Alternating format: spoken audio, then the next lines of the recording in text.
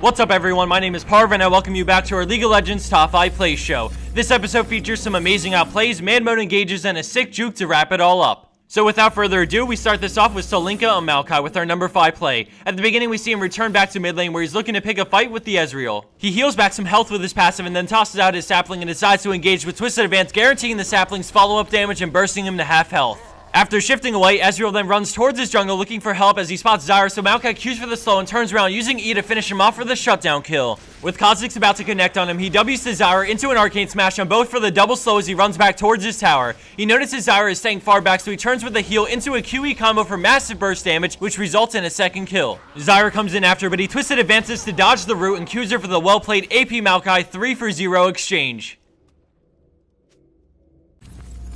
Coming in at our number 4 play is DiMarzio on Zed, who is farming top lane when he sees a good opportunity to jump onto Renekton, but he gets stunned and takes some damage from the tower, but he still finishes him off. Afterwards, he continues to push top lane, killing the few remaining creeps and then getting on the tower, bringing it to about half health before we see the enemy Nautilus coming from river to gank. He flashes into an ultimate and a Z, knocking up, slowing, and then rooting him, but he quickly puts down his living shadow and swaps to it, slowing Nautilus on his way out, which gets him just enough distance to avoid being hooked in. By now we see he's sandwiched, but then Gragas body slams in and he uses his ultimate to avoid the damage and slow, then flashes his barrel. He runs onto the tower, tossing out his Q to deal some more damage as he runs around it and jukes the body slam, resulting in the kill. He continues to run away from Nautilus, making his way towards the brush, and then once he's in it, he turns around and fights him, bursting him and putting down a living shadow to swap to, which dodges his Q and allows him to walk away with the 3-for-0 exchange with barely any health left.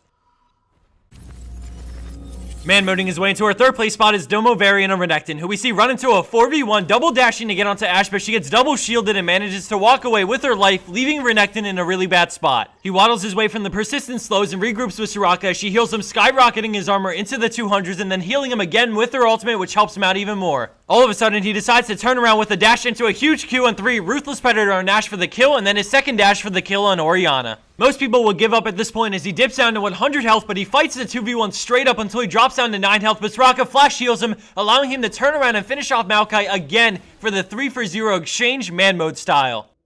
Coming in at our number 2 spot is Karmie on Elise, and at the start of this play we see him rushing in to help Soraka, who is caught in the jungle as he shields her, and Karthus goes in with a great wall, but gets crescendoed as the enemy team retreats. Karthus flashes to keep up, and Lee Sin lands a Sonic Wave on Twisted Fate but gets gold carded as we freeze it so you can keep track of the TF running in the back lines. He decides to go for the Resonating Strike into an immediate flash and ultimate on Sona, hitting every single one of them and popping them in the air, which allows Karthus to melt down their health in an amazing swap of momentum and excellent play to secure all 4 kills.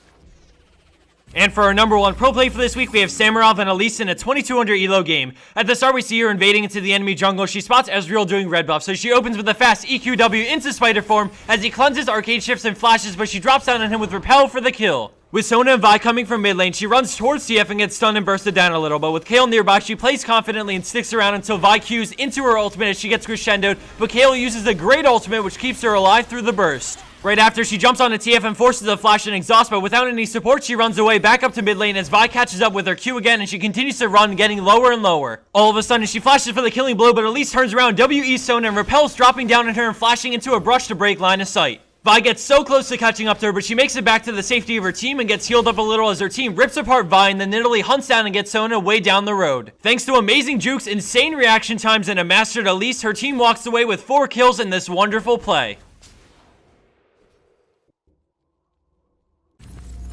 And for the bonus clip of the week, we have Galadriel on Teemo, who gets bailed on by his teammate, but somehow manages, you guessed it, a 3-for-0 exchange. Before I say my goodbyes, I wanted to wish Brandon, co-owner of Pertaining Monster, a very happy birthday today, February 1st. Thanks for watching, everyone. I hope you enjoyed this episode, and as always, take care and have a great weekend.